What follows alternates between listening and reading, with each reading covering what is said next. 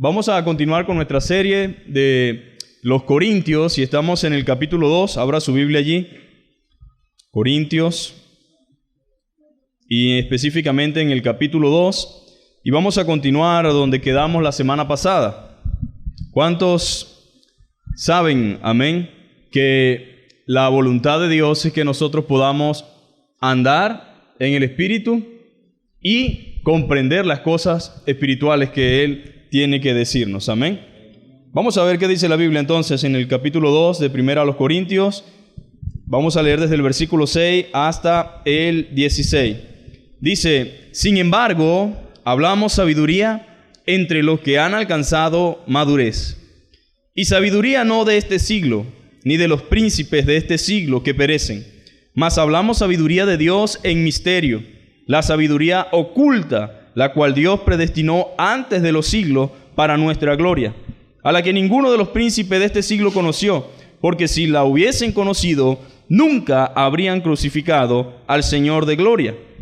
Antes bien, como está escrito, cosas que ojo no vio, ni oído oyó, ni han subido en el corazón del hombre, son las que Dios ha preparado para los que le aman. Pero Dios nos las reveló a nosotros por el Espíritu, porque el Espíritu todo lo escudriña, aún lo profundo de Dios. Porque ¿quién de los hombres sabe las cosas del hombre, sino el Espíritu del hombre que está en él? Así tampoco nadie conoció las cosas de Dios, sino el Espíritu de Dios. Y nosotros no hemos recibido el Espíritu del mundo, sino el Espíritu que proviene de Dios, para que sepamos lo que Dios nos ha concedido. Lo cual también hablamos, no con palabras enseñadas por sabiduría humana, sino con la que enseña el Espíritu, acomodando lo espiritual a lo espiritual. Pero el hombre natural no percibe las cosas que son del Espíritu de Dios, porque para él son y no las puede entender, porque se han de discernir espiritualmente. En cambio, el espiritual juzga todas las cosas, pero él no es juzgado de nadie, porque ¿quién conoció la mente del Señor? ¿Quién le instruirá? Mas nosotros tenemos la mente de Cristo. Amén. Entonces estamos en este capítulo 2 y fíjense que ya este viene siendo el quinto domingo y vamos apenas en el capítulo 2 y fíjense cómo Dios nos ha nutrido por medio de los textos que están aquí en la Escritura y vamos, como quien dice, sin mucho apuro, tratando de abarcar la mayor parte posible de la enseñanza establecida en estos capítulos de Primera Corintios. Yo sé que muchos de nosotros, luego que terminemos esta serie, vamos a tener una comprensión más clara sobre todo lo concerniente a la vida de la iglesia en cuanto a las cosas espirituales.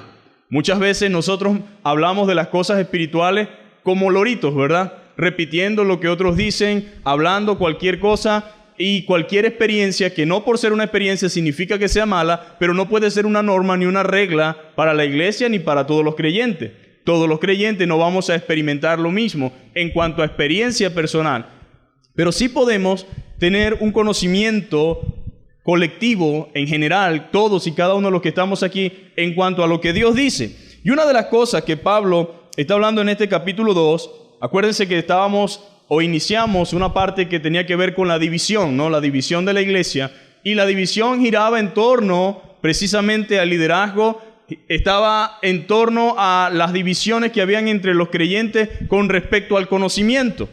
Hay una expresión que dice la Biblia: el conocimiento envanece, pero el Espíritu edifica. Y ese conocimiento no se refiere en sí al conocimiento de la palabra, sino a ese conocimiento que nos lleva a creernos algo que no somos. En muchas ocasiones Pablo tuvo que tratar de poner a los hermanos en el lugar correcto y decirle: nadie debe tener más alto concepto de sí mismo que el que debe tener. Es muy fácil que la gente se crea algo que no es. Cuando una persona comienza a experimentar o a tener la oportunidad de enseñar, de predicar, de repente de ser usado por el Señor, tiene que tener mucho cuidado de que no atraviese la delgada línea en la cual Él se convierta en el centro y busque robarle la gloria que únicamente le pertenecen a Dios.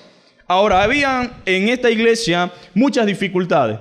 Unos estaban a favor de Pablo, otros estaban a favor de Cefa, otros estaban a favor de Cristo, otros de Apolo, pero en realidad nadie estaba a favor de nadie. Lo que había era una confusión. porque ni Apolos ni Cefa, ni Pablo, y mucho menos Cristo, estaban tratando de traer aflicción, desunión, problema y dificultad a la iglesia. Ellos lo que querían era que la iglesia fuera edificada. Pero a veces los creyentes ponemos la mira no en las cosas de arriba, sino en las de la tierra, ¿no? Mientras ellos estaban hablando de Cristo, estaban hablando la palabra, ellos estaban enamorados de su tono de voz, enamorados de ellos en vez de enamorarse del Dios que estaban predicando y enseñando. Y en el día de hoy, incluso gente que no conoce a Dios se identifica con ciertos individuos, pero no tanto por lo que enseña, porque no vive nada de lo que enseña ni de lo que escucha, sino por la forma en que la persona está llevando a cabo la enseñanza. Ahora, Pablo dice, en primer lugar, que cuando él llegó a Corintios no llegó con excelencia de palabra, ni con sabiduría de humana persuasión. Yo no me presenté ante ustedes para expresar lo que en ese entonces estaba generando la división. ¿Cuál era el problema de los corintios? Estaban enamorados de Sofía, de la sabiduría. Estaban enamorados de todo lo que el mundo conocido de aquel entonces expresaba por medio de la retórica, por medio de su filosofía, por medio de sus escuelas de pensamiento. Estaban los estoicos, estaban los epicureos y estaban los gnósticos, y cada uno debatía, ¿verdad? Yo les expliqué que cada uno se sentaba y tenía su audiencia. Pero Pablo dice, mis amados hermanos, ese no es realmente el conocimiento al cual yo me refiero, o el conocimiento en el cual yo quiero que ustedes pongan su mirada. El conocimiento genera, de cierta manera y de cierta forma, un prestigio, genera una posición, genera de repente algunas ventajas en cuanto a lo humano y en cuanto a lo terrenal. De por sí, las personas que experimentan o tienen la dicha o la oportunidad de adquirir un cierto grado de conocimiento gozan de muchas cosas que la persona ignorante en sí quizás no pueda gozar. Pero Pablo no se está refiriendo aquí a ese conocimiento, sino al conocimiento de lo eterno, al conocimiento de lo que tiene que ver con la eternidad, lo que tiene que ver con la vida y la muerte, lo que tiene que ver con el futuro de aquellos que viven o mueren sin Cristo y de aquellos que mueren en Cristo. Él estaba presentando un mensaje que no era el mensaje del toma y dame, del constantemente balbuceo o de repente caer en las mismas historias que ya los corintios conocían. Y dice el capítulo 6, sin embargo, hablamos sabiduría. ¿Por qué Pablo dice, nosotros hablamos sabiduría? Porque él había dicho que él no había llegado con excelencias. Me propuse no saber nada entre ustedes, sino a Jesucristo y a este crucificado. Me propuse no significa que no sabía nada. Pablo, como le hemos dicho en otras ocasiones, era una mente brillante, si pudiéramos verlo desde una perspectiva humana. Pero él sabía que esas cosas no generaban más que conocimiento e información. Pablo quería que los corintios salieran de esa idea y pudieran verdaderamente experimentar el poder transformador de Dios en sus vidas. La Biblia dice que la palabra de Dios tiene poder, que es viva, que es eficaz, que penetra hasta lo más profundo del alma y discierne los pensamientos y las intenciones del corazón del hombre. Ahora dice, sin embargo, hermanos corintios, sin embargo, nosotros hablamos sabiduría entre los que han alcanzado madurez. Hablamos sabiduría entre los que han alcanzado madurez, y sabiduría no de este siglo. Hay que tener mucho cuidado en qué es lo que realmente nosotros buscamos. Buscamos sabiduría, pero ¿sabiduría de qué? ¿O sabiduría de quién? La Biblia dice que hay sabiduría humana y hay sabiduría celestial, sabiduría de Dios. La sabiduría de Dios es totalmente opuesta a la sabiduría del mundo. Lo que el mundo llama sabiduría, dice la Biblia, que hay una sabiduría humana, terrenal y diabólica. Pero la sabiduría espiritual o la sabiduría que desciende de lo alto no es como esa, es totalmente diferente. Y él dice claramente que nosotros sí hablamos sabiduría de Dios en misterio, la sabiduría oculta. Ahora, cualquiera que lea la Biblia por primera vez y se encuentre con estos textos, va a tener una serie de dificultades para poder comprender, porque dice, hablamos sabiduría, pero no sabiduría de este mundo. Si alguien no conoce que hay sabiduría de Dios, si alguien piensa que estamos hablando de la sabiduría que comúnmente dice el mundo dice, esa es una persona sabia, ¿sí o no? ¿Por qué dice el mundo que es una persona sabia? Por el conocimiento que ha adquirido, ¿verdad? Por su experiencia, por su formación. Pero hemos dicho que una persona puede tener mucho conocimiento, mucho entendimiento en algunas áreas específicas y en alguna ciencia, pero aún así ser esclavo del pecado. Una persona que sigue siendo esclava de sus vicios, de sus pasiones, de sus instintos, y que realmente, aunque él goza de un prestigio o de una sabiduría humana, no es sabio para con Dios. Y una de las cosas por la cual el mundo sufre es porque ellos se han endurecido en sus corazones. Jesús dijo: te alabo, Padre, Señor del cielo y de la tierra, porque escondiste estas cosas de los sabios. Sí, Padre, porque así te agradó y las revelaste a los niños. Cuando usted lee en la Biblia este pasaje, dice: escondiste estas cosas de los sabios. Otra versión dice: porque escondiste estas cosas de los que se creen sabios. Mucha gente se cree sabio, pero según Proverbio dice que no seamos sabios en nuestra propia opinión. Pero ¿cuántos sabios no hay en este mundo, no?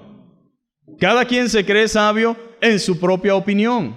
Y mientras más prestigio goce o tenga en este mundo, más difícil es que esa persona reconozca y se dé cuenta de su vida miserable delante de Dios. Pero la gente que se cree culta, que se cree sabia, se siente ofendida cuando un mensaje como el de Pablo viene a confrontar todas sus tesis y todas sus teorías. Por ejemplo, Pablo dice que él se propuso no saber otra cosa más que a Jesucristo y a este crucificado. ¿Cómo podemos nosotros decirle a una persona catalogada de erudito por todo el conocimiento que tiene que la única forma de que él sea salvo es que él se arrepienta de sus pecados y ponga su confianza en el Señor Jesucristo? Esa persona comienza un proceso a racionalizar todo lo que le estamos diciendo, a buscarle una lógica a lo que estamos hablando, y comienza a indagar y a investigar y llega muy seguramente a la conclusión de que eso no puede ser cierto. Precisamente ese problema que enfrentó Pablo es el mismo problema que enfrenta nuestra iglesia y nuestro mundo en nuestros días. El hombre no ha cambiado, mis hermanos. Aunque uno cree que el mundo ha evolucionado sí, en la forma en que vestimos, en la forma en que nos transportamos, en la forma en la cual construimos, pero sigue siendo el hombre la misma persona. El hombre sigue teniendo la misma necesidad. El hombre sigue buscando la razón de su ser. El hombre sigue buscando la razón de su propósito. El hombre sigue buscando para qué estamos en este mundo. El hombre sigue buscando qué hay más allá de los límites de nuestro cielo. ¿Qué sucede? ¿Qué hay? Y por eso usted ve que la gente investiga qué hay en Marte. Quiero saber qué hay en otros planetas. Quiero saber si hay vida. Queremos ir allá, queremos investigar, queremos indagar. Porque el hombre tiene una necesidad en su ser que solamente puede ser saciado por Dios. Y el hombre está en una constante búsqueda. Pero se encuentra con la realidad en que anda divagando por la vida. Se da cuenta de que esto no es lo que pensaba. Y comienza a buscar otra cosa, pero nada de esas cosas es una respuesta suficientemente fuerte como para tranquilizar su ser, sino que siguen indagando, siguen buscando, siguen investigando, siguen dándole vueltas al asunto, pero no es nuevo. Ya en los tiempos de Pablo habían constantes debates sobre qué había después de la muerte. Las razones de los atenienses por los cuales no escucharon el mensaje era que les parecía ridículo que Pablo presentara a un Cristo que supuestamente murió crucificado y que al tercer día resucitó, y que ese Dios que él le estaba presentando era un Dios poderoso que podía transformar sus vidas. Esa audiencia se sintió burlada con el discurso de Pablo y comenzó a reírse de él. Comenzó a decir: ya te oiremos sobre estas cosas. ¿Tú piensas que nosotros vamos a creer ese cuento de que un Cristo que resucitó es un Cristo que tiene poder? Ninguno de los dioses de Atenas o los dioses de Grecia es considerado Dios por su debilidad. Y tú me dices que este murió en una cruz, se dejó abofetear, fue crucificado, al tercer día resucitó y tiene poder para transformarme y para cambiarme. Pero Cristo no es mitología, amén.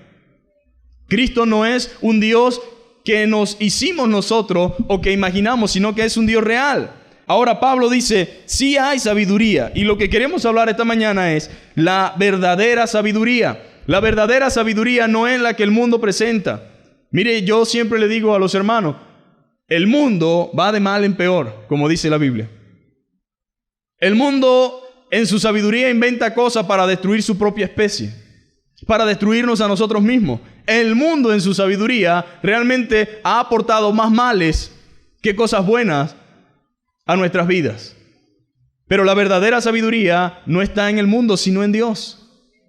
Pero ya que en la sabiduría de Dios, el mundo no ha conocido a Dios, agradó a Dios salvar a los hombres mediante lo que el mundo llama locura, la locura de la predicación. Y Pablo quería que los corintios entendieran esto. La verdadera sabiduría no es algo que podamos alcanzar por méritos humanos. ¿Sabe por qué la gente se empeña tanto en buscar la forma de salvarse a sí mismo? Usted habla con una persona y no acepta que la salvación sea por fe. Dice, no, hay que hacer algo. Yo tengo que hacer algo. Yo no puedo creer que uno pueda salvarse solamente poniendo su confianza. Y las personas, mientras más adquieren, mientras más logran cosas en esta vida, se creen más merecedores del cielo. Es difícil para una persona que haya alcanzado tantas cosas, y sobre todo porque caemos en la idolatría de los hombres, comenzamos nosotros a verlo y a admirarlo y a decirles cosas, que la persona llega a un momento que se cree grande, se cree superior, se cree importante y les cuesta aceptar que la salvación es solamente por fe. La persona en su sabiduría no entiende el plan de Dios y quiere ayudar a Dios, él quiere salvarse a sí mismo. En pocas palabras, su sabiduría se transforma en un orgullo que le impide alcanzar la salvación. ¿En qué sentido y en qué aspecto? Al no aceptar el plan de Dios. Al no aceptar el plan de Dios, el hombre está diciendo, no creo que esa sea la forma de ser salvo.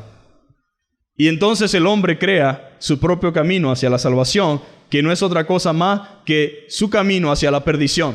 El apartarse o el pensar o el creer que nuestra salvación puede estar en otro lugar que no sea la cruz de Cristo, sin importar lo hermoso que parezca el camino y lo floreciente que sea, mientras lo transitamos, vamos rumbo a la perdición.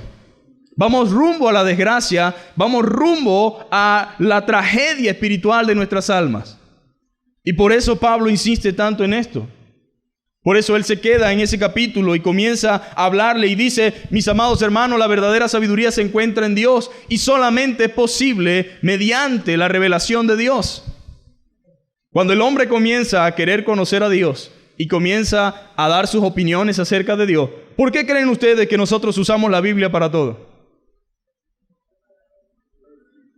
Mire, Dios en su sabiduría quiso que la Biblia quedara registrada. ¿Ustedes se imaginan que Dios le hubiese dicho a Moisés, Moisés le dice a Aarón, Aarón le dice a sus hijos y sus hijos le dicen a sus hijos? Lo que la gente a veces ignora es el propósito y la sabiduría de Dios. Dicen, ¿cómo saben ustedes que ese libro es la verdad? Todo lo que está registrado, todo lo que se escribe, todo lo que se firma, todo lo que se sella, a veces es inalterable, mis hermanos. ¿Por qué se dejan documentos? Porque no es lo mismo que yo le diga, le voy a dejar esta casa, a que usted diga, aquí están los papeles donde dicen que a mí me dejaron esta casa. Dios en su sabiduría estableció la Escritura y en la Escritura estableció el camino de salvación, porque Él sabía y sabe que los hombres buscan salvarse por otros medios y por otra fuente que no es Él. Pero yerran en ese proceso porque la Biblia dice, yo soy el camino, la verdad y la vida. Nadie va al Padre si no es por mí. Entonces, ¿por qué pretenden ir por las ramas? ¿Por qué pretenden ir por aquí? ¿Por qué pretenden ir por allá? Si Él es el camino, tienes que transitar por lo que Él ha establecido y ha dejado, y es su palabra. Yo soy el camino. No solamente soy el camino, dice Cristo, soy la verdad, la única verdad. En un mundo donde la verdad es relativa, yo soy la única verdad. Dios no es un Dios relativo, mis hermanos. Bueno, no, depende como tú lo veas. Depende como tú pienses. Lo que es verdad para ti no es verdad para mí. Lo que es verdad para él no es verdad para él. Por eso tenemos un mundo congestionado. En su sabiduría no hay verdad. Por eso es diabólica, terrenal y animal. ¿Cómo es posible que para mí, en la sabiduría, nosotros decimos la familia es el factor que preserva la sociedad? Pero en la sabiduría, en los avances, en lo científico, en las comprobaciones, ahora llegamos a la conclusión de que no importa que sean hombre y hombre, así también vamos a preservar la familia. Y no solamente eso, él tiene derecho a tener sus hijos también, aunque no puedan procrear, porque es contrario a la voluntad de Dios. Esa es la sabiduría de nuestro mundo. Ideologías. ¿Y de dónde sale esa ideología? De un debate, pero sin fundamento. de un debate sin tener de dónde agarrarnos, de un debate sin tener algo. Hermanos, estamos en un punto en el cual la iglesia también se está volviendo relativa. Ya no hay una verdad absoluta. O sea, tú crees eso, pero yo creo esto. Cada quien cree lo que quiere. No hay tal cosa, mis hermanos. Usted como padre enseña en su casa los mismos principios para todos sus hijos, ¿sí o no? Usted no le dice a un hijo, es malo robar, y al otro le dice, bueno, todo depende. Si tú quieres hacerlo, lo puedes hacer. Aquí nadie roba en esta casa. Y el que traiga cosas robadas, a menos que me diga de dónde vienen, pueden entrar. Si no, vamos a tener serios problemas. Si todavía quedan algunos padres, lo agarran por aquí y dicen, vamos a llevar eso a donde pertenece. Pero hay otros que van a decir, no, pero no importa, ¿verdad? En la iglesia hay una verdad para todos. ¿Qué es lo que sucede? Hay verdades que me gustan y hay verdades que no. El problema no se trata aquí de si hay una verdad para cada uno. No es el mismo mensaje para todos. Hay quienes lo aceptan y se someten a esa verdad y se sujetan a la voluntad de Dios. Y hay quienes se rebelan. Pero no es la voluntad de Dios que nosotros andemos teniendo una verdad relativa. No hay una verdad absoluta. La verdad es lo que Dios dice. ¿Cómo sabemos que la verdad es lo que Dios dice? Porque es lo que funciona, mis hermanos. Todo lo aberrante no sale de aquí. Sale de la sabiduría del mundo, de los que concluyen sus propias cosas, de aquellos que se creen sabios en su propia opinión y deciden por sí mismos qué cosas van a funcionar y qué cosas no. Mire, las leyes que más rendimiento y productividad le han dado a las sociedades son aquellas que fueron inspiradas en la palabra de Dios.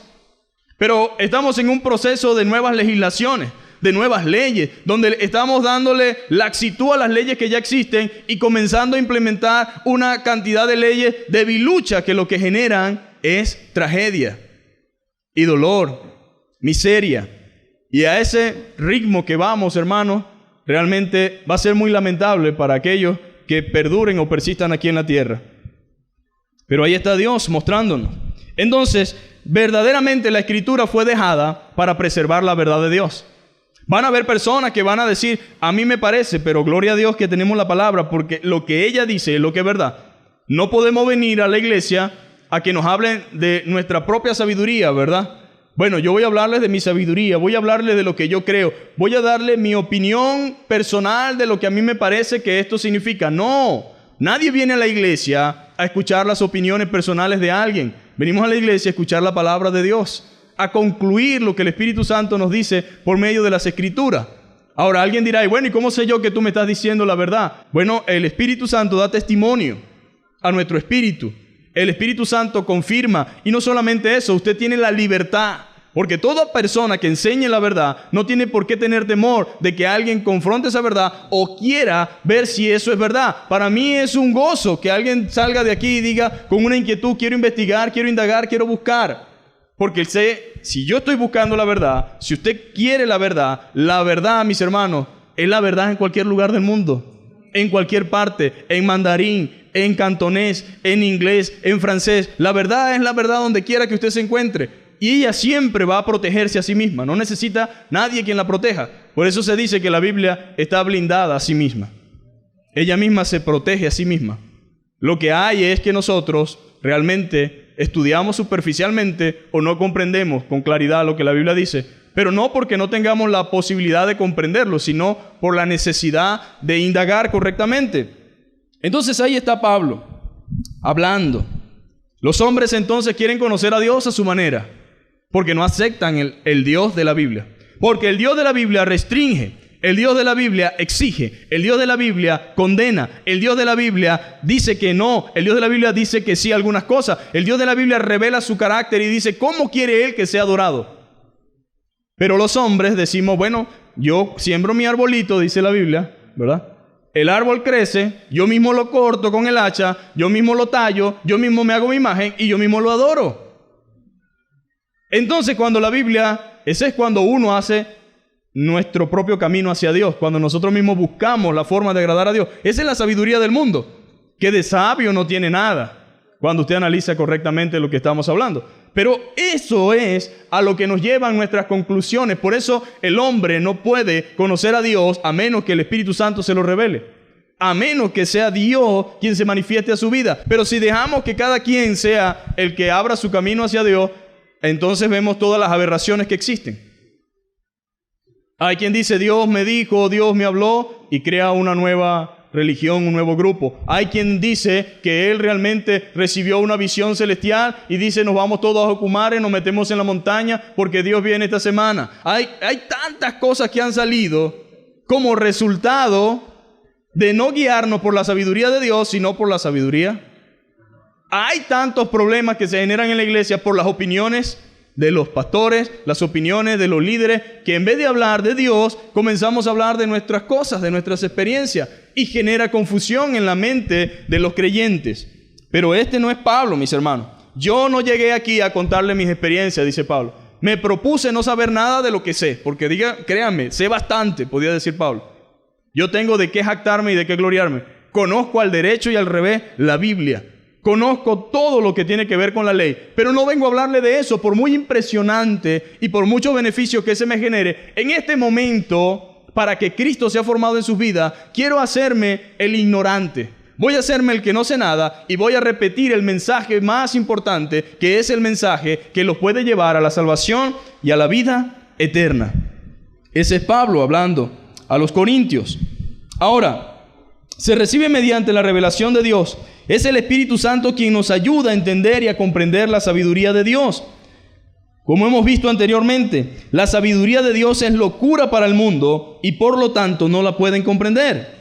Pero para nosotros Cristo es sabiduría y poder de Dios.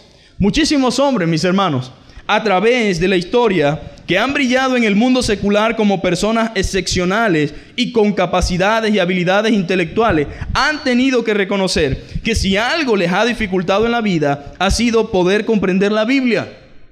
Una cosa es ser un virtuoso en una materia, en un área, un catedrático, pero cuando me presento delante de este libro, que no es un periódico ni es una revista, a menos que vaya con un corazón rendido, humilde, consciente, pidiendo al Señor que ilumine mi mente. El primer requisito es nacer de nuevo, para que la vida espiritual de Dios more en ti. Pero no puede leerse como cualquier libro. Mire, si algo intrigaba a Napoleón era Cristo. Él decía, te juro que Cristo no es un hombre. Le decía a Beltrán, aquel amigo que estaba con él en el exilio, porque Carlomagno, mi persona, César, hemos formado imperios. Pero ¿cuál ha sido realmente la razón de nuestro imperio? La fuerza y la bestialidad. Pero Cristo tiene millones de seguidores en cualquier parte del mundo y ahorita mismo estarían dispuestos a dar su vida por Él, y no levantó una espada, no levantó un arma. Te digo que Él no es humano y no estaba tan lejos de la verdad. Por lo menos podía darse cuenta de algo que mucha gente no se ha dado cuenta. Algunos solamente dicen, Él fue un maestrico, nada más. ¿Quién es Jesús? ¿Quién es Jesús? Él fue un profeta. ¿Quién es Jesús? Él fue un hombre bueno. Hay gente que dice, o hay una canción que dice, Jesús el hombre bueno. ¿Quién es Jesús? Jesús es la imagen más conocida del mundo. Cabello largo, ojos claros, barba. Imágenes van y vienen por cualquier parte del mundo sobre Jesús, pero realmente la pregunta es, ¿quién es Jesús? Cuando uno pregunta quién es Jesús, mucha gente te va a decir muchas cosas equivocadas de Jesús. Pero Jesús no es solamente un profeta, aunque fue profeta. Jesús no es solamente un maestro, aunque fue un maestro. Jesús no es solamente un hombre bueno. Jesús es el Rey. Él es el Dios todopoderoso. Toda potestad le fue entregada en el cielo y en la tierra, y en ningún otro, dice la Biblia, hay salvación. Entonces no puedo ver a Cristo como el mundo lo ve, como una figura pública que representó en algún momento de la historia algo importante. Pero la sabiduría del mundo usa la ciencia, la tecnología para desacreditar a Cristo. Cuestionan su integridad moral y espiritual que por años ha perdurado en el tiempo, pensando que la pueden destruir, ideando y planificando en su sabiduría que Él tenía relaciones con María Magdalena, que Él era esto, que Él era aquello. Bendito sea Dios.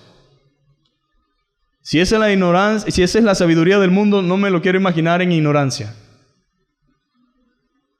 El hombre se cree sabio en su propia opinión. Se cree muy sabio. Entonces, no pueden, por muy capacitados que sean, secularmente hablando, no pueden comprender la Biblia. no han podido ver el gran propósito de Dios, ni han entendido su plan eterno. Pablo nos dice que la sabiduría de Dios no es de este mundo, de hecho es completamente opuesta. Por eso, muchos en Corintio estaban totalmente desconcertados. El concepto que ellos tenían de sabiduría era totalmente opuesto. Opuesto a la sabiduría que los corintios conocían. Era totalmente diferente. Entonces, en primer lugar, la sabiduría de Dios no es de este mundo. Yo debo entender eso. La sabiduría de Dios no es de este mundo. Y su reino tampoco es de este mundo. Aunque algunos creyentes dicen, Kingdom Now, el reino ahora. Pero el reino ahora no es posible. El reino inició en nuestro corazón. ¿Mediante qué? La aceptación de Cristo como Rey. La Biblia dice, arrepentidos y convertidos porque el reino de los cielos se ha acercado, mas no se ha instaurado. El Rey vino manso y humilde en un pesebre, pero volverá en un caballo blanco. Volverá con gran poder y gloria y establecerá su reino. Pero antes de eso tiene que acabar con toda la maldad y la impureza y todo lo malo que existe en este mundo. Entonces ciertamente nosotros esperamos según su promesa cielo nuevo y tierra nueva. Pero no es aquí en la condición que estamos ahora. Tiene que haber una renovación. Tiene que haber antes un rapto de la iglesia y tiene que haber luego un juicio sobre la tierra. Dios es un Dios justo, mis hermanos. Y dice que Él nunca falta o falla a su palabra. ¿Qué podemos hacer por ahora? Predicar su palabra, amén. Testificar de Él. Anunciar que Él viene. Pero no podemos anunciar a un Cristo que viene. Pero el Cristo que vino manso y humilde no volverá tampoco como un niño en un pesebre, perseguido por un rey tirano. No, cuando Él vuelva, vendrá con poder y con gloria. Eso es lo que enseña la palabra de Dios. Ahora, ni es de este siglo, dice su texto en la Biblia. Sin embargo, hablamos sabiduría entre los que han alcanzado madurez y sabiduría no de este siglo. La sabiduría de Dios no tiene nada que ver con la sabiduría de este siglo. Esta palabra siglo no se refiere solamente al tiempo de Pablo, sino hasta el tiempo en el cual Cristo retorne. En pocas palabras, esta sabiduría es contraria a la sabiduría de Dios, ni de los príncipes de este siglo. Los príncipes de este siglo representan a las autoridades. Los príncipes de este siglo, dice, ni es sabiduría de este siglo, ni de los príncipes de este siglo. Se refiere a las autoridades existentes en aquel entonces, tanto religiosas como civiles, políticas. En esas autoridades no hubo sabiduría.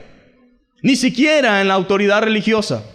Porque el Señor, mis amados hermanos, realmente la sabiduría de Dios no es solamente a través de lo religioso, porque algunas personas son religiosas pero no han alcanzado la sabiduría de Dios. Al contrario, están tan confundidas en medio de la religión que no han podido experimentar una relación verdadera con el Señor.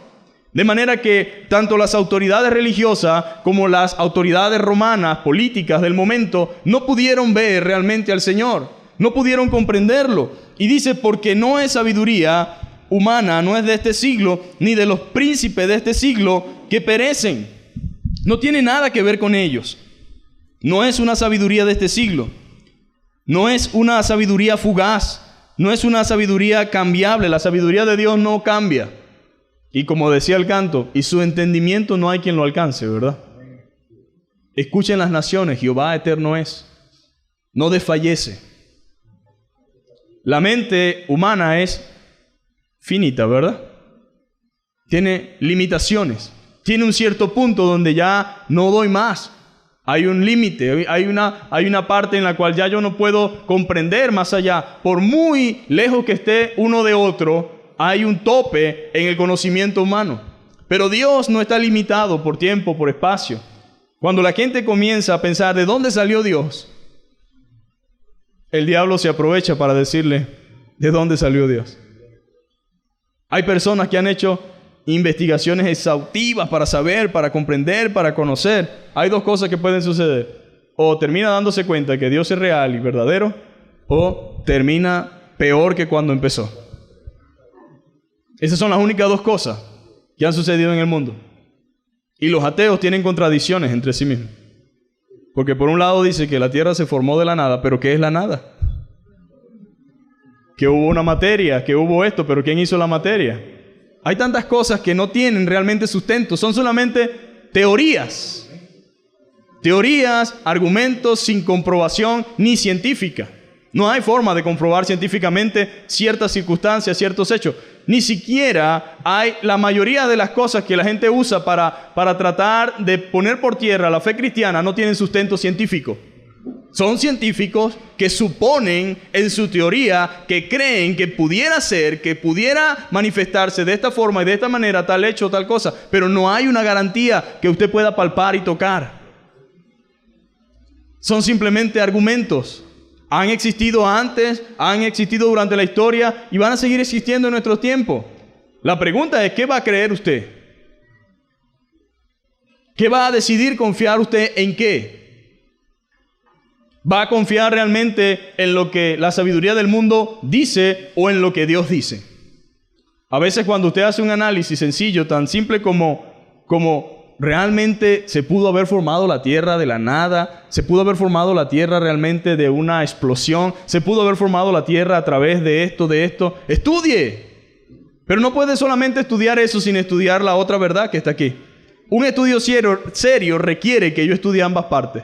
Estudie aquí y estudia allá para poder llegar a una conclusión. Pero no me puede decir soy ateo si ni siquiera conoce la evidencia histórica de las Escrituras, sin conocer nada de lo que la Biblia dice. La gente dice soy ateo, pero muchos no son ateos. Mucha gente lo que está diciendo es no quiero tener realmente que verme en la obligación de tener que rendir cuenta a Dios. No me digas nada de la Biblia porque eso confronta mi conciencia, me acusa o me defiende y me veo en un gran aprieto porque me siento acusado, señalado por el dedo de Dios.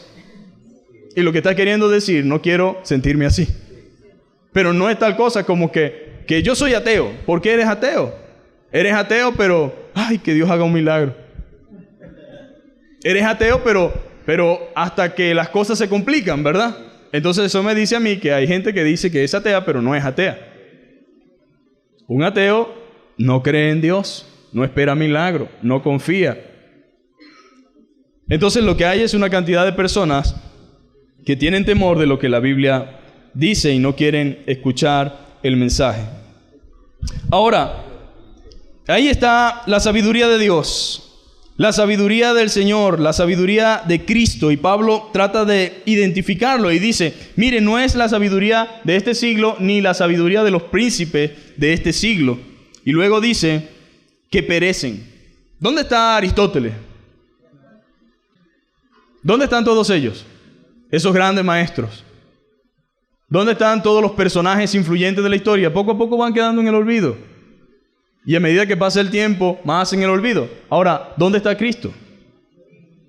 Sigue presente, sigue influenciando, sigue teniendo realmente poder para cambiar, para transformar. Pero los que estudian filosofía, les da flojera estudiar la filosofía. Estoy haciendo un doctorado, pero no me gusta leer. Estoy haciendo un doctorado en filosofía, pero no creo en la filosofía. Porque son debates interminables sin ninguna conclusión, donde cada quien puede elaborar su propia teoría, pero no hay nada de donde regirnos, mientras que Cristo sigue permaneciendo. Ahora Pablo dice, todos esos sabios, todos esos príncipes perecen, o sea, van a morir, van a terminar, y con ellos todo lo que lograron y todo lo que hicieron. Mas hablamos sabiduría de Dios en misterio. Pero ¿cómo es esto? ¿Qué tipo de misterio es este? Hablamos sabiduría de Dios en misterio. La sabiduría oculta, la cual Dios predestinó antes de los siglos para nuestra gloria. ¿Qué es esa sabiduría oculta? ¿O qué es esa sabiduría en misterio? Dice que es la que ninguno de los príncipes de este siglo conoció. Eso incluye a la élite religiosa, al Sanedrín judío, incluye a Caifás, incluye a Herodes, incluye a Pilato, incluye al César, incluye a toda la gente influyente de aquel entonces. Los príncipes de este mundo no pudieron conocer, porque si lo hubieran conocido, no hubiesen, ¿qué dice? Nunca habrían crucificado al Señor de gloria. Una cosa es que yo no sepa quién es alguien y lo trato como quiero, ¿no? Pero ha pasado, ¿verdad? Que a veces estamos tratando con una persona que no sabíamos quién era y cuando nos damos cuenta de quién es decimos, oye, mis respetos y mis disculpas. Perdone por hablarle así, ¿qué puedo hacer para ayudarlo, para remediar la situación? Si estos hombres hubiesen sabido quién era el que estaba allí, ¿ustedes creen que lo hubiesen crucificado? Ahora, ¿eres tú rey? Preguntó Pilato a Jesús y dijo, tú lo dices. Ahora, hay cosas en las Escrituras, mis amados hermanos, que claramente nos muestran la ignorancia de la sabiduría del mundo. ¿Cómo es posible que los judíos, por tantos años estudiando la ley, estudiando a los profetas, no pudieron identificar a Cristo, en el cual hay más de tantas profecías, centenares de profecías escritas acerca de Él, y no pudieron identificar a Cristo en ninguna, al punto que todavía lo están esperando? Pero la Biblia dice claramente la forma en que iban a nacer, la forma en que iba a ser criado, la forma en que iba a morir, los latigazos que iban a darle, el desfiguramiento de su rostro antes de ir a la cruz. La Biblia lo razona y lo dice todo con antelación y anticipación, con muchos años, más de 3 siglos, con más de 4 siglos de antelación, se dijo el sufrimiento y el padecimiento de Cristo, pero no se dieron cuenta. Pero eran los sabios, eran los que tenían el control de la palabra. Ellos eran los que enseñaban. Por eso Jesús le dijo a Nicodemo, ¿eres tú maestro de Israel y no sabes esto? Te os digo que es necesario nacer de nuevo para entrar en el reino de los cielos. Ah, pero ¿qué es eso, Señor? Y tú eres maestro de Israel y no sabes estas cosas. Claro que él estaba familiarizado con lo que representaba la pureza del agua, la limpieza. La palabra de Dios limpia y purifica a la persona, al creyente. Pero él estaba perdido en eso. Había un conocimiento, pero no un entendimiento. Mucha gente se caletrea la Biblia. Mucha gente comprende, mejor dicho, se memoriza las Escrituras, pero no entiende lo que tiene en la mente. Los sabios del momento, de la época, los líderes religiosos, conocían la Biblia, pero no la entendían. Sabían lo que la Escritura decía, sabían buscar en Génesis, sabían buscar en cualquier parte de la Escritura, pero no entendían lo que estaban estudiando ni leyendo.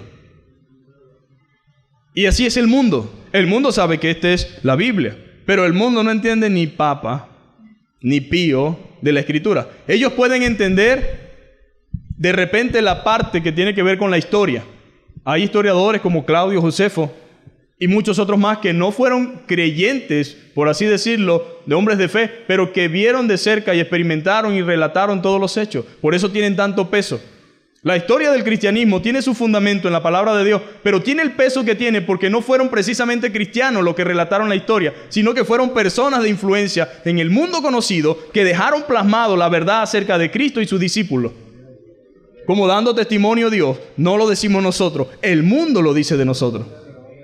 Lo que nosotros estamos haciendo no es algo que nosotros hacemos porque es nuevo. Son más de 2000 años de historia, mis hermanos. Nadie moriría por una mentira.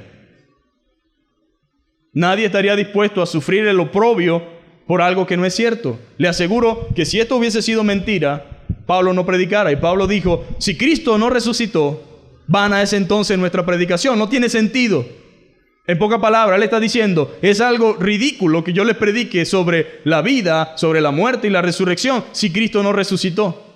El hecho de que yo esté aquí es un testimonio, dice Pablo, de que realmente esto es verdad. Y sigue hablando la Escritura. Hablamos sabiduría de Dios en misterio. La sabiduría oculta la cual Dios predestinó antes de los siglos para nuestra gloria. Sabiduría oculta la cual Dios predestinó. Dice antes de los siglos, o sea, antes de la formación. Hay gente que dice, pero ¿por qué Dios permitió que Adán hiciera eso? Hay gente que piensa que Dios no sabía qué hacer porque el hombre falló en el Edén. Hay gente que no ve a Cristo, pero Cristo estaba en el Edén. Él es el Cordero de Dios, dijo Juan el Bautista, que quita el pecado del mundo. Pero en el Edén, Dios buscó un cordero, quitó sus pieles y les hizo una vestidura para que ellos pudieran estar delante de la presencia de Dios. Y les enseñó, porque desde ahí comenzó el sacrificio, para que ese sacrificio les recordara perennemente que un día iba a venir Cristo para morir en una cruz del Calvario. Todo eso tipificaba a Cristo, pero no lo entendieron y no lo vieron. Ahora, ¿por qué dice antes de los siglos? Porque la gente cree que Dios es como nosotros. Ay, si me falla esto, no sé qué hacer después. Hermano, Dios lo conoce todo. Él sabe todo. Él no está asombrado por lo que sucede y nada de lo que suceda en los días por venir lo asombrará. Él sabe todo. Por eso esta palabra que está aquí, las Escrituras, nos dicen a nosotros el carácter de los días postreros. el carácter de los hombres de los días postreros. ¿Qué quiere decir eso? Que usted y yo tampoco debemos andar asombrados por la vida como que, ay Dios mío, esto es fin de mundo. Y lo que falta. Ahora la Biblia dice las características de los que fueron en los días de Noé, las características de los que serán en los días nuestros. La gente dice, ¿cómo sabemos cuándo será el fin? ¿Cuándo viene Cristo? Yo no puedo dar fecha y cualquiera que lo diga es un loco. Créame, cualquiera que le diga que Cristo viene mañana a tal hora, o el viernes, o el sábado, o comienza a armar una comunidad para que se introduzcan allí porque Cristo va a venir y se los va a llevar a ellos, huya de esa gente, eso es peligroso. Ahora, no estoy diciendo que sea pecado o que sea malo, Cristo sí viene, pero no sabemos cuándo, no hay fecha, pero sabemos que es pronto. Pero ¿de dónde sacamos esto? La Biblia dice, más como en los días de Noé, así será la venida del Hijo del Hombre. Cuando se estén dando en casamiento, cuando estén comiendo y bebiendo, entonces allí vendrá de manera repentina, como en los días de Noé. ¿Cómo estaba la gente en los días de Noé? Disfrutando, pasándola bien, burlándose de Noé, riéndose de Noé, viendo a Noé haciendo el arca, y me imagino los chistes que hacían del arca. Nunca había llovido sobre la tierra, ¿sabe? Una cosa es que usted haga una barca y que usted diga que va a llover porque ya ha visto la lluvia. Pero cuando yo le digo a ustedes que va a suceder algo que no ha sucedido nunca, se volvió loco. Pues Noé estaba como un pregonero de justicia, hablando la verdad de Dios. Pero la gente estaba divirtiéndose como casualmente sucede ahora. Pero no era divirtiéndose en que eran familia sana. No, dice la Biblia que a Dios le dolió en su corazón haber creado al hombre por ver la maldad y lo malo que se había vuelto, en lo que se había transformado. Pero Dios siempre tiene un plan, amén. Dios siempre tiene un plan. Y dice la Biblia que hizo que Noé hiciera un arca. Y entró Noé el arca. La gente no quiso entrar. No nos interesa entrar ahí. Y ahí sale la canción de los animales, ¿no? El burro entró. Los sabios se quedaron. Y en nuestros días no es tan distinto, mis hermanos. Como en los días de Noé, así será la venida del Hijo del Hombre. La gente andará de aquí para allá, la ciencia aumentará, la gente andará emocionada con las cosas que ve, disfrutando de todos los placeres, pero el Señor está cerca, mis hermanos. Y la gente ignora eso. Y cuando usted le dice a un sabio de este mundo que Cristo viene, si no se ríe en su cara, se mete en el baño y se carcajea. Y es lamentable que mucha gente, en ignorancia, porque todas las cosas deben ser analizadas, yo no puedo juzgar a alguien. Y una de las cosas que hizo Pablo cuando estaba ante el rey, dijo, juzga nuestra ley a un hombre sin antes haberle escuchado, sin antes haber investigado. E incluso hasta nuestros días sucede así. No podemos juzgar a nadie sin antes. Entonces, yo no debería burlarme y reírme si realmente lo que están diciendo sin tener un sustento. Pero la sabiduría del mundo se encargó de ridiculizar el evangelio, mis hermanos, de ridiculizar la palabra, y han aprovechado todo lo que tienen y toda su sabiduría para burlarse de Dios. Por eso dice la Biblia, por lo cual Dios los entregó a una mente reprobada y envió un poder engañoso para que no crean a la verdad. Cuando una persona se resiste a la verdad, no queda más nada que hacer, mis hermanos. Cuando una persona decide estar en ignorancia voluntaria, porque lo que está haciendo Dios en esta mañana es arrojando luz, arrojando información sobre tu mente, sobre tu corazón, para que en base a eso tomes decisiones correctas. Pero cuando aún después de escuchar todas estas cosas, yo persisto en mantenerme en ignorancia, yo soy responsable delante de Dios de cualquier cosa de aquí en adelante. Según la Biblia dice que la atalaya se paraba, y si alguien venía, él debía anunciar y decir, viene el ejército enemigo. Y la sangre era sobre la cabeza de cada uno. Pero si él veía al enemigo venir y no anunciaba, la sangre de cada uno de los muertos era sobre su cabeza. Hay mucha gente que tiene sangre en sus manos. Líderes que están viendo lo que viene y no están diciendo absolutamente nada.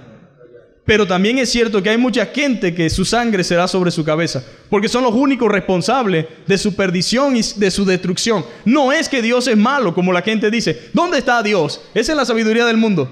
Esta es la respuesta que tienen los sabios. Mira lo que dice la Biblia, mira lo que dice Dios. No me hables de religión. Dime dónde estaba Dios cuando sucedió en África esto. Dime dónde estaba Dios cuando se quemaron. Dime dónde estaba Dios. Dios está en los cielos. Dice la Biblia, nuestro Dios está en los cielos y todo lo que quiso ha hecho. Dios es rey. La pregunta no es dónde está Dios, sino a dónde han dejado Dios los hombres.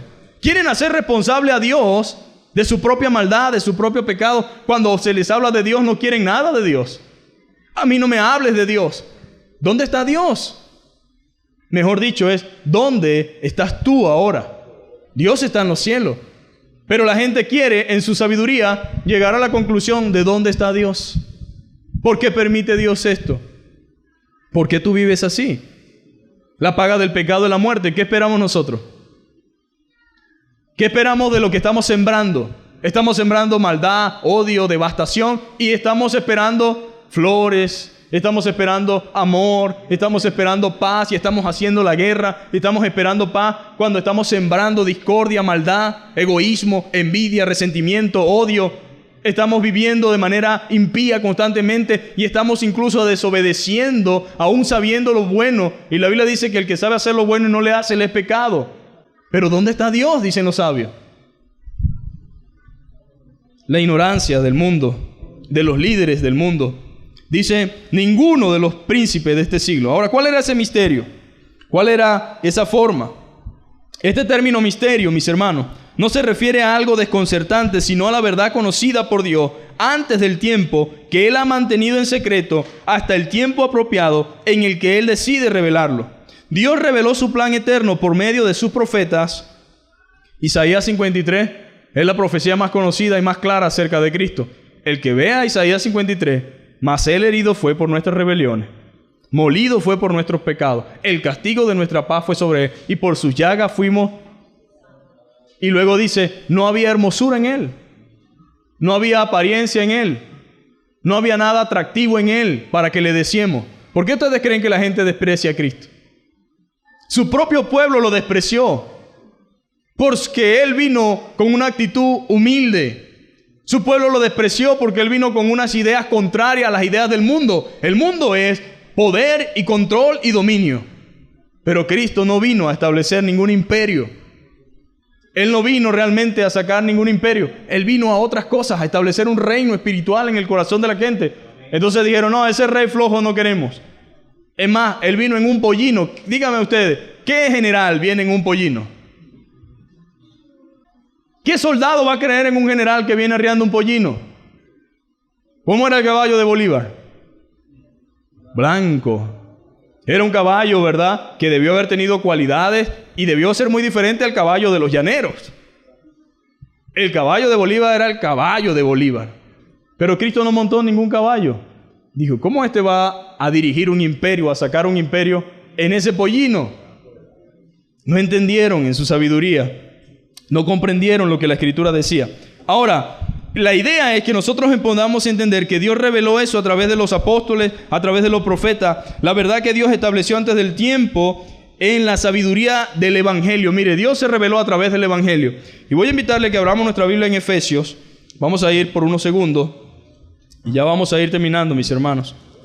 Efesios, capítulo 3, versículos 4 y 5, dice de la siguiente forma.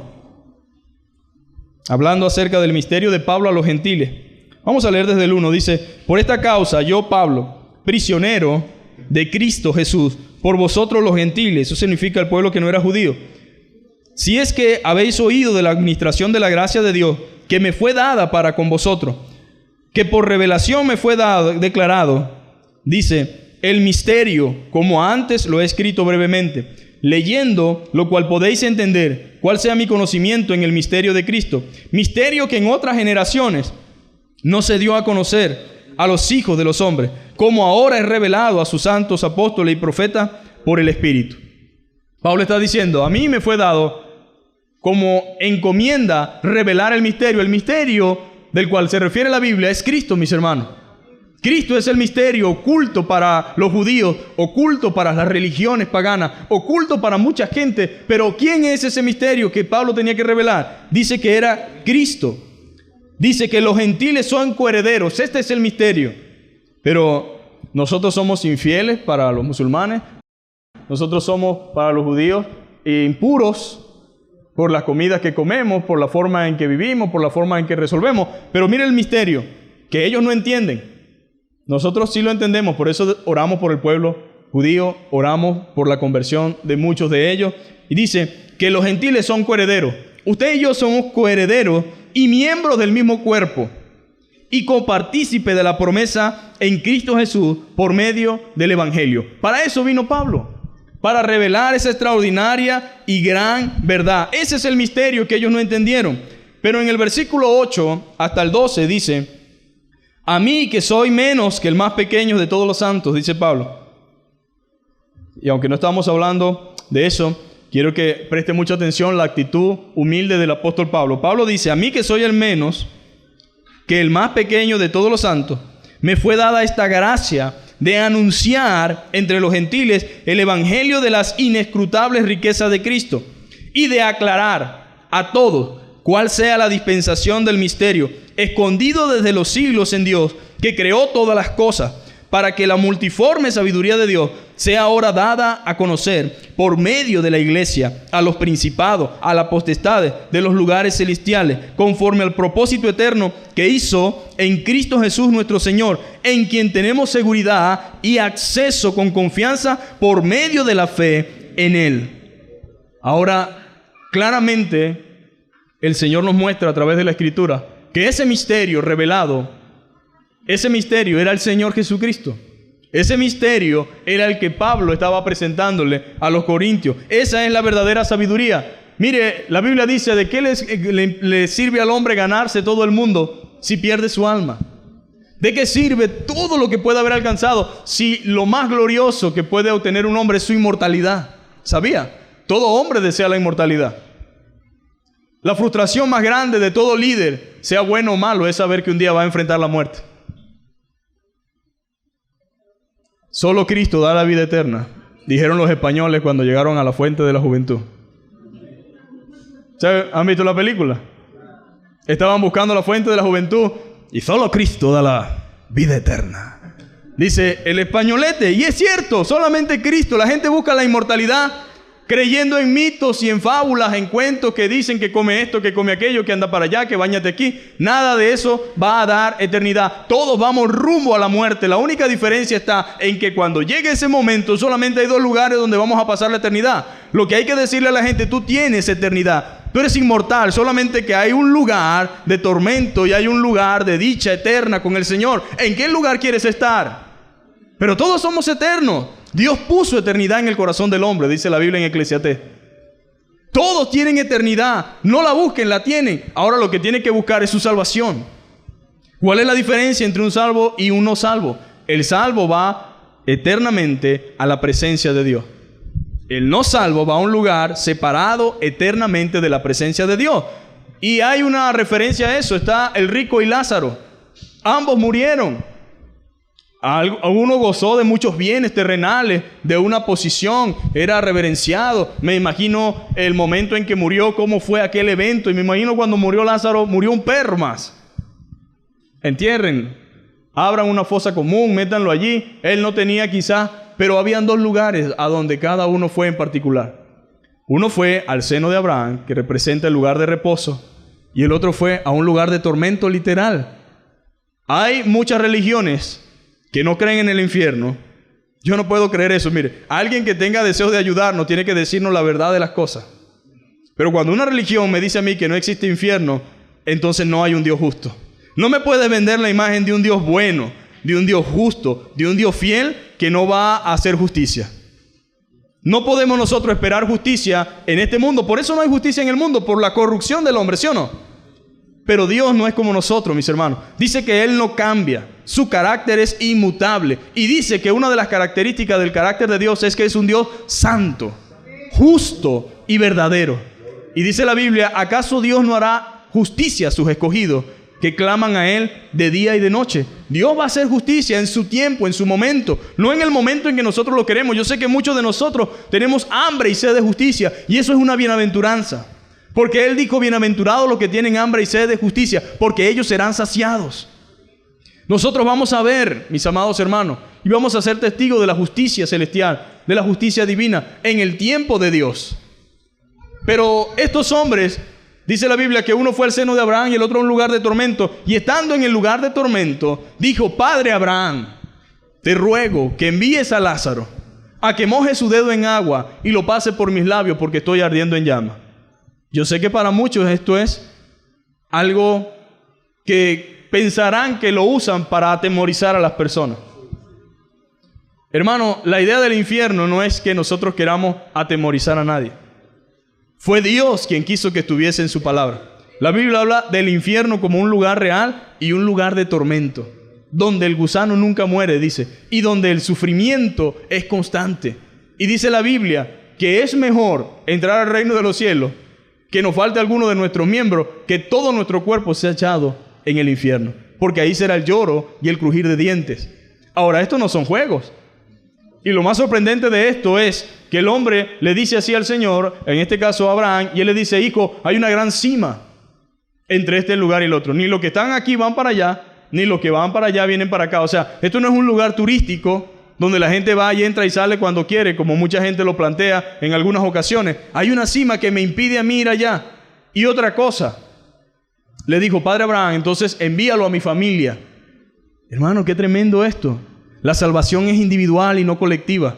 Cada uno de nosotros tiene que decidir poner su confianza en Cristo. No puedo yo confiar por mis hijos, ni mis hijos por mí. No puedo yo confiar por mi esposa, ni mi esposa por mí. Cada uno debe tener una relación personal con el Señor. Y cuando Él le dice: envíalo a mi familia para que no vengan a este lugar de tormento. Qué cosa, ¿verdad? Cuando uno experimenta cosas buenas, quiere que la familia lo disfruten, ¿sí o no? Pero cuando son cosas malas, tú no quieres que tus hijos vayan a ese lugar. No quieres que tus padres sufran la misma consecuencia. Pero Él le dijo: a Abraham y a los profetas tienen. Eso significa, tienen la palabra de Dios. A esa palabra tienen que creerla. Y si no creen a esa palabra, ni siquiera que se levante uno de aquí y vaya allá, le creerán. O sea que esto realmente es serio. La gente realmente tiene que creer en lo que Dios dice a través de su palabra.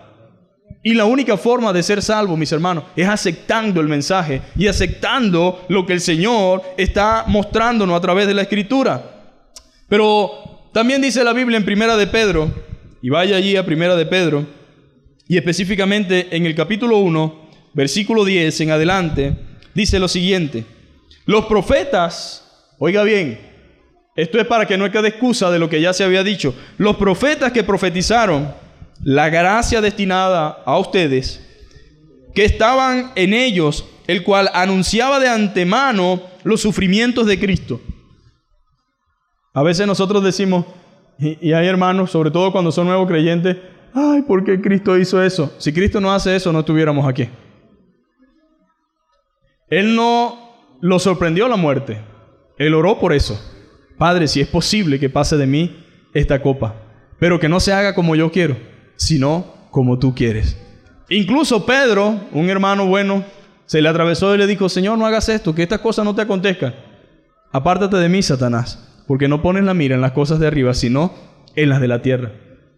En ese momento, de una forma u otra, había sido influenciado por el enemigo para perturbar el propósito de Dios. Pero esto estaba destinado, según la Biblia dice, estaba destinado, según el texto del verso 10, estaba en ellos, anunciaban de antemano los sufrimientos de Cristo y la gloria que vendría tras ellos.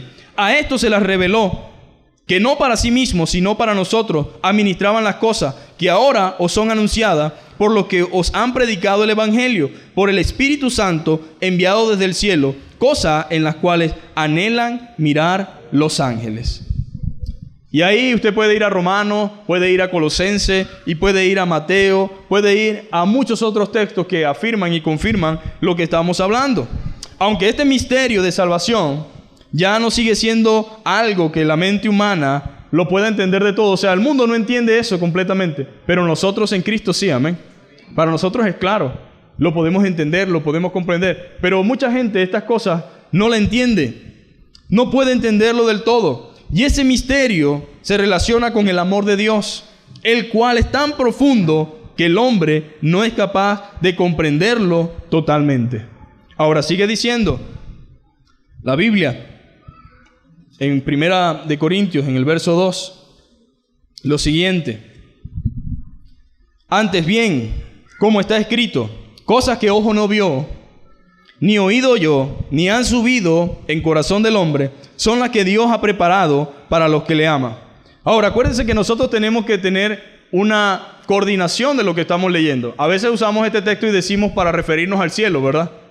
Hay cosas que ojo no vio ni oído yo, y la asociamos a un lugar hermoso en el cielo. Quiero decirle que es cierto, el cielo goza de unas condiciones maravillosas, pero a veces no es apropiado usar este texto, porque lo que Pablo está hablando es de la sabiduría, ¿verdad? Está hablando de lo que es la sabiduría de Dios y la sabiduría del mundo, y él dice, antes bien, como está escrito, cosas que ojo no vio. O sea, el mundo no vio la grandeza de la gracia ni del Señor presente en esta tierra, ni oído yo. O sea, por un lado, una cosa es escuchar y otra cosa es oír, ¿verdad? Nosotros escuchamos el ruido. Aunque hay ruido por allá, aunque usted escucha carros, camiones o música, usted tiene su mente escuchando ahorita la palabra de Dios. Dice, ni oído yo, ni ha subido en el corazón del hombre, debe entenderse, ni ha subido a la mente del hombre. En su mente no han comprendido eso. Son las que Dios ha preparado para los que le aman. O sea, a Dios le plació revelarnos a nosotros y mostrarnos a nosotros todas estas cosas para que nosotros creyéramos en su Hijo Jesucristo. Dice la Biblia en el verso 10, que es la respuesta a esto. Pero Dios nos la reveló a nosotros. ¿Por qué? Por el Espíritu. Porque el Espíritu todo lo escudriña, aún lo profundo de Dios. Hermano, lo peor que puede hacer uno es hablar de Dios sin estar en sintonía con lo que la palabra de Dios dice. Porque todo lo que Dios es y todo lo que Dios hace lo revelan las Escrituras. Y lo que Pablo está diciendo es que Dios nos la reveló a nosotros por el Espíritu. Ahora, el Espíritu todo lo escudriña, aún lo profundo de Dios. Por eso cuando el Espíritu Santo está tratando con una persona, no entiende cómo Dios puede revelar exactamente lo que Él está haciendo, lo que Él está viviendo. Y dice, ¿cómo sabe esa persona tal cosa? ¿O cómo sabe Dios? ¿O cómo puede usar esa persona para hablar de mí? ¿Será que alguien le dijo? Y si tiene un esposo cristiano o una esposa cristiana, dice, alguien le chismeó. Pero el Espíritu de Dios todo lo conoce. Ahora, el Espíritu de Dios mucho más todavía. Ahora dice algo bien interesante. Porque ¿quién de los hombres sabe las cosas del hombre, sino el Espíritu del hombre que está en él? Así tampoco nadie conoció las cosas de Dios, sino el Espíritu de Dios. Hermanos, yo puedo imaginarme que usted está pensando tal cosa, sea buena o mala de mí, pero no lo sé realmente. Por eso es que no podemos juzgar ni hacer un juicio sin antes saber, ¿sí o no, verdad? Hay personas que dicen o piensan acerca de nosotros cosas que no son ciertas. Pero ¿cómo sabe esa persona lo que yo estoy pensando si no está dentro de mí? Lo que Pablo está haciendo es una analogía, una ilustración para mostrarnos con exactitud esta verdad. Solamente el Espíritu del hombre conoce las cosas del hombre, las cosas que están en él. Así tampoco nadie conoció las cosas de Dios, sino el Espíritu de Dios. Yo no puedo predicar el Evangelio a menos que sea con la palabra de Dios. Porque la palabra de Dios viene inspirada por el Espíritu Santo. Y solamente el Espíritu Santo conoce a Dios porque es la deidad con el Padre. Dios Padre, Dios Hijo y Dios Espíritu Santo. Solamente ellos conocen a cada uno entre sí, están entrelazados. Y dice, solamente el Espíritu de Dios conoce a Dios. Y luego dice, y nosotros no hemos recibido el Espíritu del mundo, sino el Espíritu que proviene de Dios para que sepamos. Mire, esto es una bendición. El que usted pueda entender estas cosas es una bendición. Porque el Espíritu de Dios, mis hermanos, nos los ha concedido para que lo entendamos y para lo que no sepamos. Yo sé que mucha gente, quizás fuera de la fe, escucha esto y dice, bueno, ¿y qué me está enseñando? ¿En qué me beneficia o en qué me edifica? Pero los cristianos podemos entender con claridad lo que esto realmente está diciéndonos Dios. Luego dice, el cual también hablamos no con palabras enseñadas por sabiduría humana. Vuelvo y repito, por más que yo quiera ayudar a alguien que no sea cristiano, no puedo ir a él con otro mensaje que no sea este. Puede ser un doctor, puede ser un científico, puede ser un empresario, puede ser una persona muy influyente, puede ser un hechicero, puede ser un brujo, puede ser una persona que practica cosas impropias, puede ser una persona que es dado a la pornografía, puede ser una persona a la pedofilia. Toda persona necesita escuchar este mensaje. A veces queremos hablarle a los científicos de una manera, ¿no? A través de la lógica para tratar de captar su atención. Puede hacerlo, siempre y cuando salga de aquí. Pero a veces es frustrante cuando tratas de convencer a alguien usando métodos y esto por aquel, y la persona termina igual o peor. Lo que tenemos que hacer es confiar en este mensaje poderoso. Pablo experimentó en Atenas que realmente la gente tiene dos opciones. O escucha con fe el mensaje y lo acepta, o se rebela o se burla. Pero no depende de nosotros. Yo no tengo por qué sentirme mal por la reacción de otros al mensaje de Dios. Mi mensaje o mi responsabilidad es en la fidelidad de la enseñanza. En la obra la va a hacer el Espíritu Santo en la vida de cada persona. Y el que tiene poder para transformar y cambiar es el Señor. Más bien, debo hacer es descansar en el poder de la palabra y hacer a un lado mis propias cosas para que sea Dios realmente el que trabaje en la mente de una persona. Mire, la palabra de Dios es como un martillo. Es como una espada de doble filo. Mire, yo he visto personas que son renuentes, duras de corazón. Algunas no las he lidiado yo personalmente, pero he estado cercano a quienes las están lidiando. Y realmente, hermano, lo que ha logrado que esas personas puedan conocer al Señor ha sido este mensaje tan sencillo, tan claro, tan directo. Pero como es poder de Dios, como es una espada que penetra, ha entrado en lo profundo de esa persona. Y aunque la persona ha tratado de debatir y hablar, eso ha quedado internamente dentro de él. Y día a día está martillando su conciencia, hablando a su mente, hablando a su corazón, al punto de que no le queda otra que rendirse a los pies del Señor. Dice, no con sabiduría humana, sino con la que enseña el Espíritu, acomodando lo espiritual a lo espiritual. Hay cosas que son espirituales. No se pueden explicar como se explica matemática, física. No, son espirituales. Pero el hombre natural, y aquí está la respuesta a por qué entonces hay tanta adversidad, tanta contrariedad, porque hay tanta gente que no logra entender. Dice, el hombre natural no percibe las cosas que son del Espíritu de Dios, porque para él son locura. ¿A qué se refiere Pablo? Está diciendo, mucha gente, muchos filósofos, muchas personas incluso que están dentro de la iglesia, no entienden esto, porque definitivamente en su naturaleza humana, la idea de que Cristo murió en la cruz es una locura. Pero lo que hemos creído, lo que hemos alcanzado la madurez, lo que hemos sido alumbrados con ese misterio que antes había sido oculto, pero que ahora se nos reveló en Cristo, dice, para él son locura y no la puede entender, porque se han de discernir espiritualmente. ¿Cómo discierne él espiritualmente cuando está en una naturaleza humana y caída? No puede. En cambio, el espiritual, dice Pablo, juzga todas las cosas, pero él no es juzgado de nadie. Ahora quiero aclarar algo aquí. En cambio, el espiritual juzga todas las cosas, pero él no es juzgado de nadie. No se refiere o no indica que nosotros debemos andar por allí juzgando a la gente.